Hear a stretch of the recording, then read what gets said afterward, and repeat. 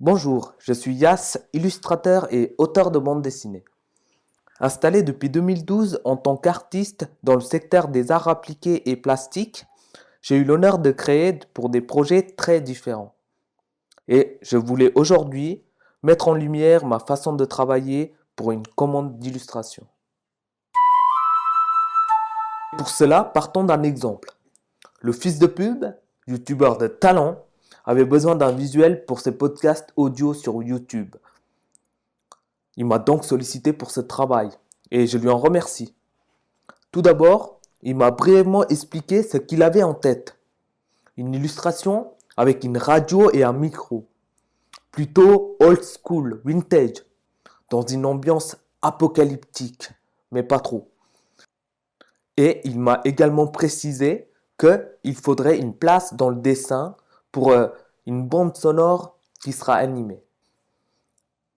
Une fois que j'ai bien saisi son idée, c'est à moi de lui poser des questions qui vont m'apporter plus de substance pour travailler. Je sais que l'aspect graphique de la radio et du micro doit être vintage, old school. Donc en gros, des années 40-50. Donc ça c'est bon. Je sais que le visuel ne sera pas en couleur.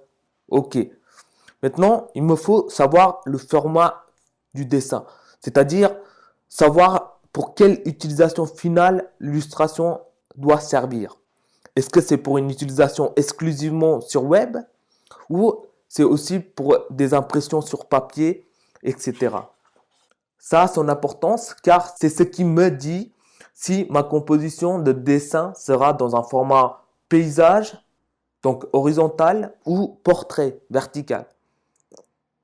Et je ne vais pas traiter de la même façon un dessin destiné à être vu de loin ou de près, par exemple. Ensuite, je lui demande de préciser si oui ou non il y a un décor. Ou alors ce sera simplement des objets, donc la radio et le micro sur un fond blanc ou transparent. Et il me dit que le décor devrait être plutôt suggéré, donc ça c'est noté. Je lui demande bien sûr ses délais pour savoir si je peux tenir mes engagements dans les temps. Et évidemment, je lui donne mes tarifs une fois que j'ai totalement saisi ses attentes et évalué mon temps de travail. Ce serait une erreur de penser que l'illustrateur va vous proposer une version définitive de votre idée du premier coup. Trop risqué. Imaginez que vous soyez mal compris ou que ce résultat n'est pas du tout dans l'esprit que vous attendiez. Pour pallier à ce problème, je procède par étapes. La première étape, vous la connaissez déjà.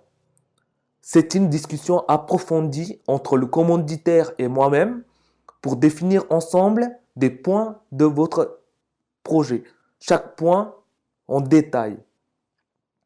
La deuxième étape consiste en la réalisation de propositions en croquis. C'est-à-dire que je vais faire plusieurs brouillons de votre idée afin que vous puissiez vous projeter dans sa version finale. À travers ces aperçus rapides, vous aurez l'occasion de choisir le meilleur angle d'attaque pour la suite. Je précise que c'est vraiment des croquis qui sont destinés à donner une direction, à valider par vous donc.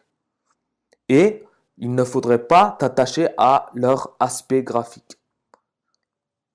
Sur notre exemple, nous pouvons néanmoins voir qu'il donne déjà des indications assez claires de l'ambiance, des lumières, de la composition, etc.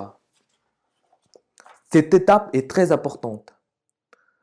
En effet, votre choix de proposition va directement influer sur le dessin qui va suivre. Donc, je vous demande de bien prendre votre temps avant de faire ce choix. C'est seulement une fois la proposition de croquis validée par vos soins que je vais entamer l'illustration finale, qui comprend un crayonné, un ancrage, des ajouts d'effets, etc.